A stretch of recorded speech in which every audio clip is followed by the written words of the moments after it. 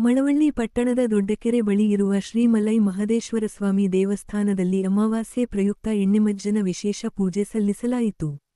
ದೇವರ ವಿಗ್ರಹಕ್ಕೆ ಹಾಲಿನ ಅಭಿಷೇಕ ನಡೆಸಿ ಹೂವಿನಿಂದ ಅಲಂಕಾರ ಮಾಡಿ ಪೂಜೆ ಸಲ್ಲಿಸಲಾಯಿತು. ಈ ವೇಳೆ ನೀಲಗಾರರು ಮಾದಪ್ಪನ ಪದ ಹಾಡಿ ರಂಜಿಸಿದರು.